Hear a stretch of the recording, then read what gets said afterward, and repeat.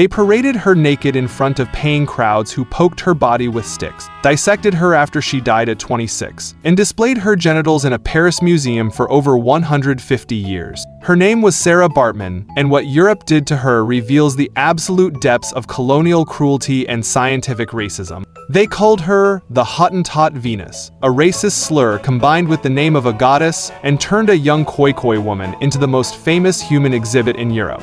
Crowds paid to stare at her body, touch her, mock her. When she died alone and poor in Paris, French scientists cut her apart, preserved her brain and genitals in jars, made a plaster cast of her naked body, and put it all on display like she was an animal specimen. And they kept her there, in that museum, until 1974. So how did a young woman from South Africa end up as Europe's most degrading spectacle? Why did it take Nelson Mandela and 8 years of international pressure to bring her remains home? And what does her story tell us about how the world still treats black women's bodies today? Sarah Baartman was born around 1789 near the Gamtoos River in what is now South Africa's Eastern Cape. Her original Khoikhoi name is unknown, lost to history like so much else about her. She belonged to the Gonakwasa people, a clan within the Khoikhoi, who had lived as pastoralists in southern Africa for centuries, herding cattle and sheep across the semi-arid plains. But by the time Sarah was born, her people's way of life was collapsing. Dutch colonizers had been moving steadily inland since the 17th century, bringing diseases, seizing land, and creating a labor system that destroyed indigenous communities. By the early 1800s, when the British took control of the Cape from the Dutch, the Khoikhoi had lost almost everything. Sarah's childhood was defined by loss. Her mother died when she was just 2 years old.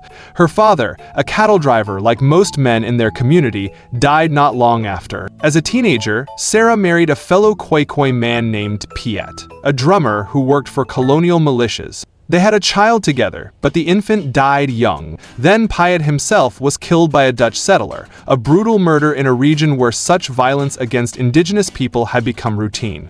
By her late teens, Sarah had lost her parents, her husband, her child, her land, and her freedom. That's when she came under the control of a Dutch settler named Peter Willem Cesar. Historical records aren't clear whether he purchased her outright or seized her under the coercive legal structures that blurred the lines between slavery and indentured servitude. Either way, Sarah was taken to Cape Town and placed in the household of Peter's brother, Hendrik Cesar.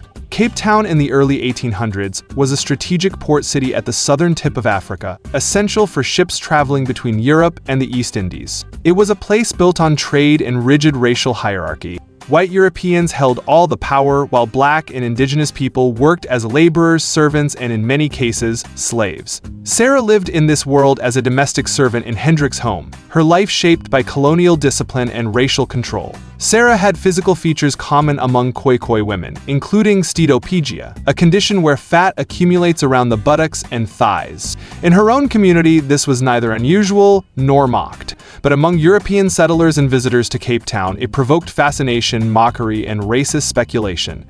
Through this distorted lens, Sarah began to be seen not as a person, but as a specimen whose body could be commodified and displayed for profit. Enter William Dunlop, a British Army surgeon stationed at the Cape who had fallen into debt. When he saw Sarah, he didn't see a human being, he saw a business opportunity. He proposed a scheme to Hendrik Cesar: take Sarah to Europe and exhibit her body for paying audiences. They'd split the profits. On October 29, 1810, Sarah was made to sign a contract. It was written in Dutch and English, languages she couldn't read. She came from an oral tradition like most Khoikhoi at the time, and there's no evidence she understood what the document actually said. The contract labeled her an indentured servant and stated she would travel to England and Ireland, perform in exhibitions, receive a share of the profits, and return to South Africa after 5 years. Every single promise in that contract was a lie. Within days, Sarah boarded a ship to London, leaving behind everything she knew: the land of her birth, the graves of her family, her language, her culture, her community. She was 21 years old, traveling to a continent that would treat her as less than human. When Sarah arrived in London in late 1810, she was thrust into a world of crowds, lights, and strangers who saw her as a freak. Under the stage name the Hottentot Venus, a deliberately racist epithet, she became the centerpiece of a traveling show. Advertisements in newspapers and posters invited Londoners to come see the exotic African woman for a small fee, usually around 2 shillings. Sarah was dressed in a tight, flesh-colored costume designed to simulate nudity. On stage, she was forced to stand and display her body, while audiences who'd paid to see her gawked, pointed, and laughed. Some patrons even reached out with canes or sticks to poke and touch her, treating her like an animal in a zoo. Every single night, she endured this humiliation while the men who controlled her collected the money. London newspapers described her in sensationalist, dehumanizing terms. They compared her to beasts and called her a missing link between humans and animals, feeding into the crude racial theories that viewed Africans as subhuman. The crowds were motivated by a mixture of racism, scientific curiosity, and sexual fascination. Men would reach under her garments to touch her body. She wore a costume that gave the illusion of nakedness, while strangers violated her personal space night after night. And here's the cruel irony. Sarah's body type, which was mocked and gawked at in these shows, actually influenced European fashion. Early 19th century women started padding their dresses with bustles to create an exaggerated posterior shape similar to Sarah's natural figure. They were literally trying to mimic the body they were simultaneously degrading. Sarah received only a tiny fraction of the money her exhibitions generated. Dunlop and the Césars kept the profits while she performed night after night. But in 1810, a group of British abolitionists learned about Sarah's situation and filed a lawsuit to stop the exhibitions. They argued that although slavery was technically illegal in Britain, Sarah was being held like a prisoner and forced to perform.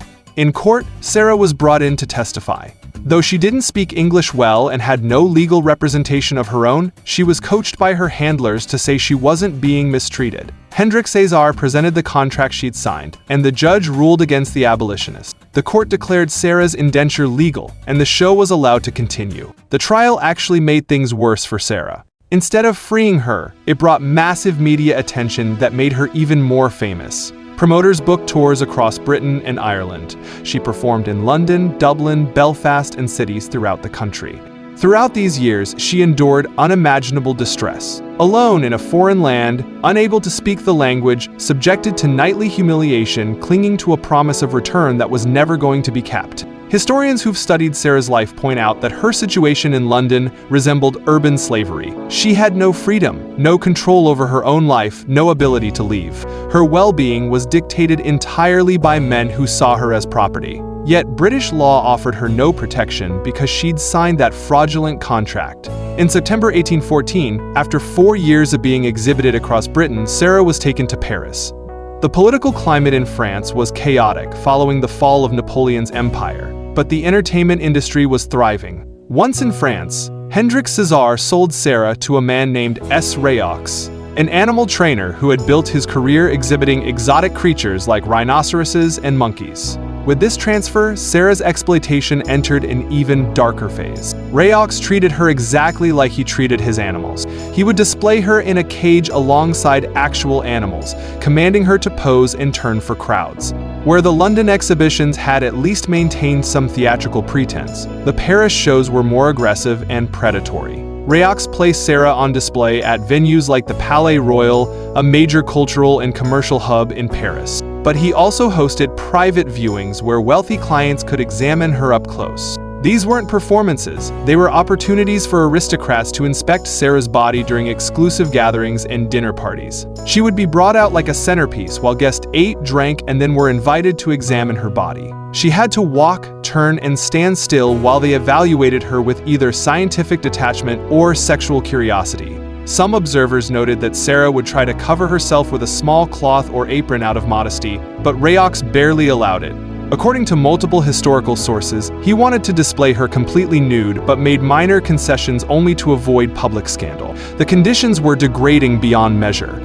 Sarah's presence in Paris attracted the attention of French scientists, particularly anatomists interested in racial classification. Georges Cuvier, one of the most prominent naturalists in France, visited her performances and saw her as a unique opportunity to support his theories about racial hierarchy.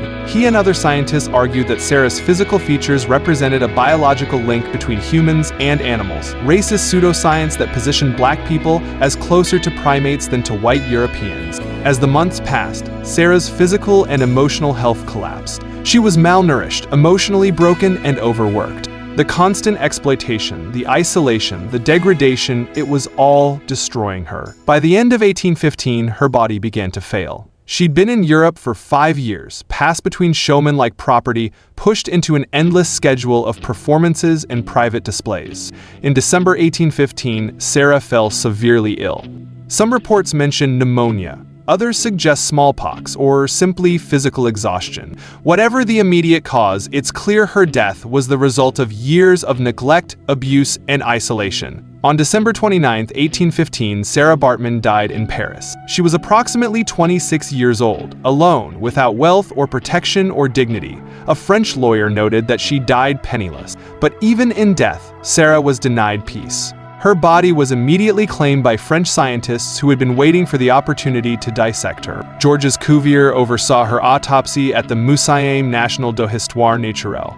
Cuvier and his colleagues examined her brain, her skeleton, and her genitals in an effort to prove their theories of racial hierarchy. They measured every part of her, took detailed notes, and declared that she represented proof of African inferiority. Cuvier created a plaster cast of her entire naked body. He preserved her skeleton, he preserved her brain and genitals in jars of formaldehyde, and then they put it all on display. For over 150 years, Sarah Baartman's body parts and plaster cast were exhibited at the Musée de l'Homme in Paris. French schoolchildren, university students, scientists, and tourists visited the museum and saw her remains presented not as a woman who had lived and suffered, but as a biological specimen meant to represent African people as primitive and inferior. Her skeleton hung on display.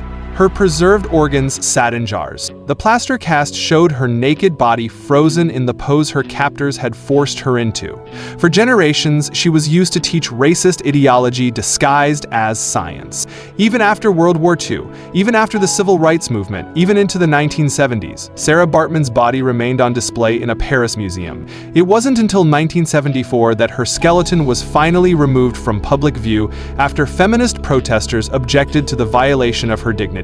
But her preserved organs and the plaster cast remained in storage. Her name was rarely mentioned. Her story faded from French public memory. She'd been erased twice. First as a living person, then as a historical victim. But in South Africa, activists and scholars never forgot. During the final years of apartheid and into the country's transition to democracy, Sarah's case became a powerful symbol. Her treatment by Europeans mirrored the broader patterns of colonial domination, cultural theft, and racial dehumanization that had devastated the entire continent. In 1994, Nelson Mandela became South Africa's first democratically elected president, ending decades of brutal apartheid rule. One of his first international acts was a formal request to France: return Sarah Baartman's remains to her homeland for proper burial.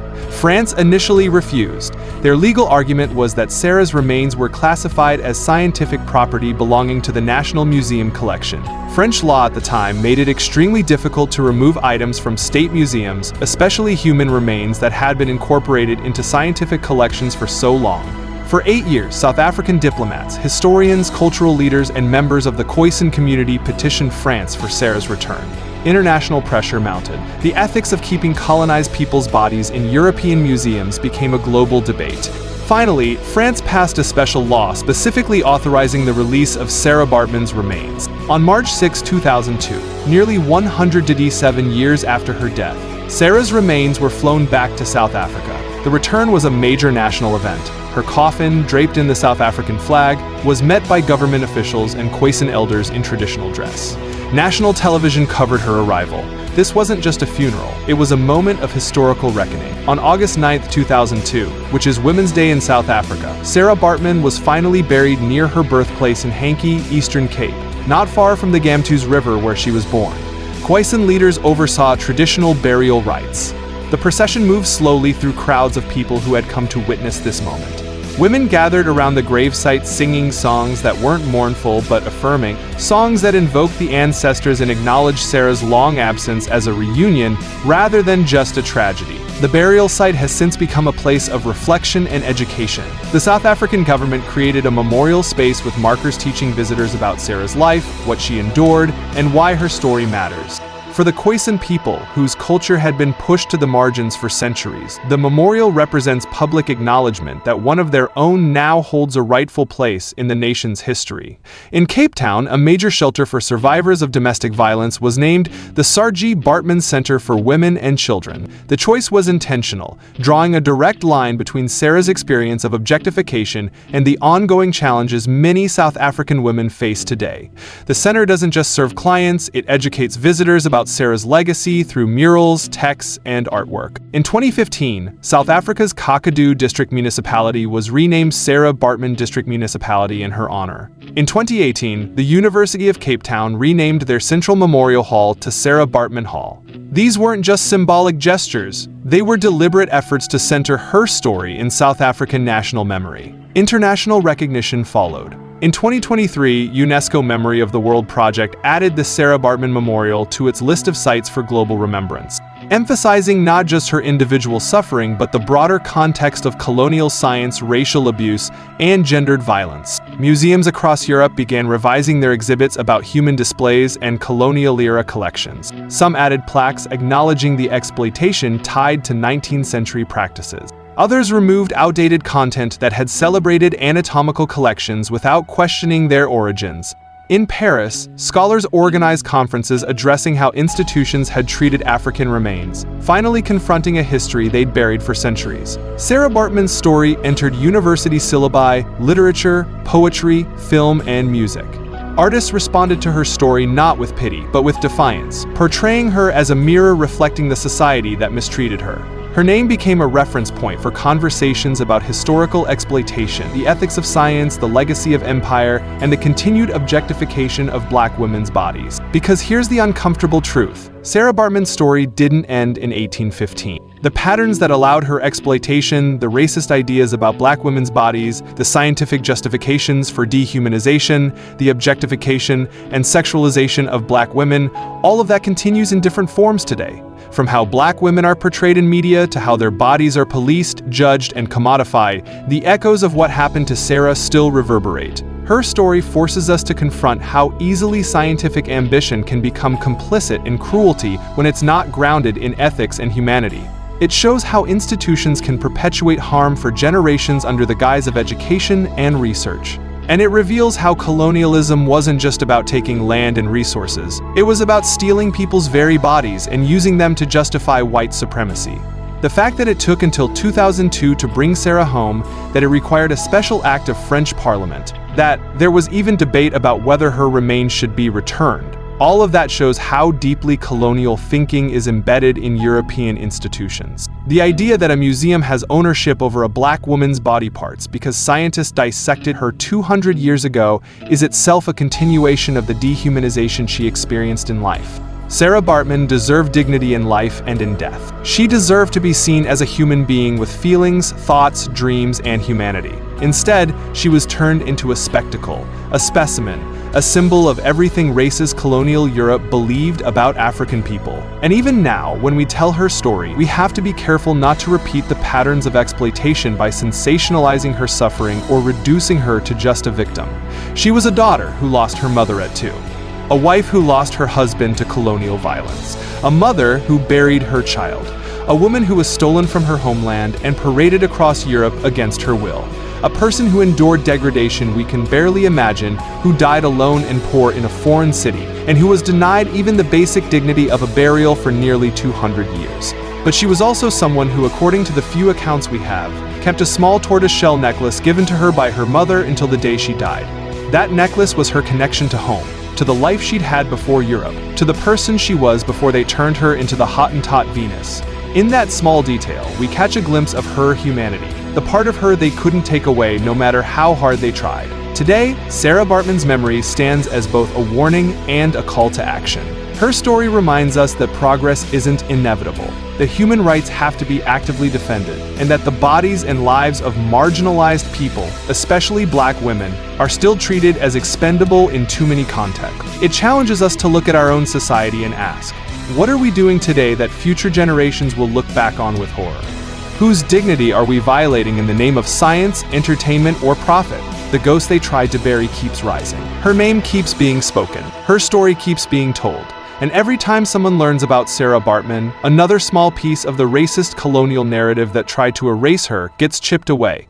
Subscribe if you believe stories like Sarah's deserve to be heard and remembered.